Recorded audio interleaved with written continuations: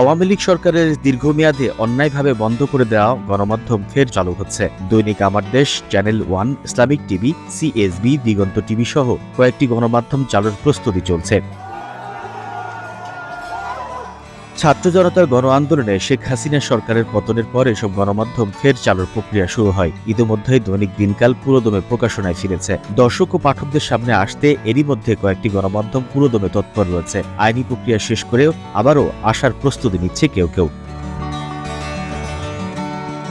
খোঁজ নিয়ে জানা গেছে, পাঠকদের সামনে হাজির হতে বেশ জোরে সোরে তৎপরতা শুরু করেছে বিগত সরকারের রোষানলে বন্ধ হয়ে যাওয়া পাঠকপ্রিয় পত্রিকা আমার দেশ। পত্রিকা ফের প্রকাশের জন্য ইতিমধ্যে ডিসি অফিস, ডিএপি ও স্পেশাল ব্রাঞ্চের ক্লিয়ারেন্স সহ সবকটি ছাড়পত্র সম্পন্ন হয়েছে। দাপ্তরিক কাজগুলো শেষ হয়েছে প্রতিষ্ঠানটির। আগামী মাসের প্রথম দিকেই তুরস্ক থেকে দেশে ফিরেছেন প্রতিষ্ঠানটির আলোচিত ও নির্যাতিত সম্পাদক মাহমুদুর রহমান। দেশে ফিরে আইনি লড়াই করবেন তিনি। তার স্ত্রী পারভিন সুলতানা ইতিমধ্যেই দেশে ফিরেছেন।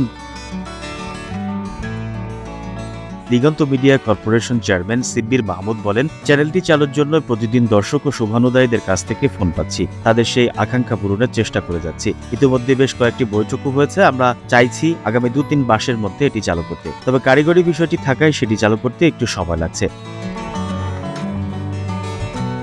ইসলামিক টিভিরও চালুর প্রস্তুতি চলছে। সেই লক্ষ্যে দাপ্তরিক কাজকর্ম চলছে। চ্যানেলটির স্বত্বাধিকারী বিএনপি চেয়ারপারসন খালেদা জিয়ার ভাই ও ফেনী 1 আসনের সাবেক সংসদ সদস্য সাইদ ইস্কান্দারের স্ত্রী নাসরিন সাইদ বিষয়টি দেখভাল করছেন। এ বিষয়ে প্রতিষ্ঠানটির প্রধান প্রতিবেদক রফিকুজ্জামান বলেন, দর্শকপ্রিয় চ্যানেলটি চালুর বিষয়ে প্রস্তুতি চলছে। আপাতত দাপ্তরিক কাজগুলো সেরে নেওয়া হচ্ছে।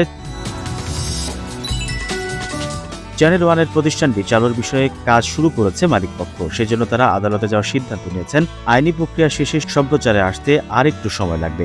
ইতিমধ্যে সাবেক কর্মীরা গেট টুগেদার করেছেন। তাদের কাছেও কারোর সঙ্গে যোগাযোগ রাখছে মালিকপক্ষ।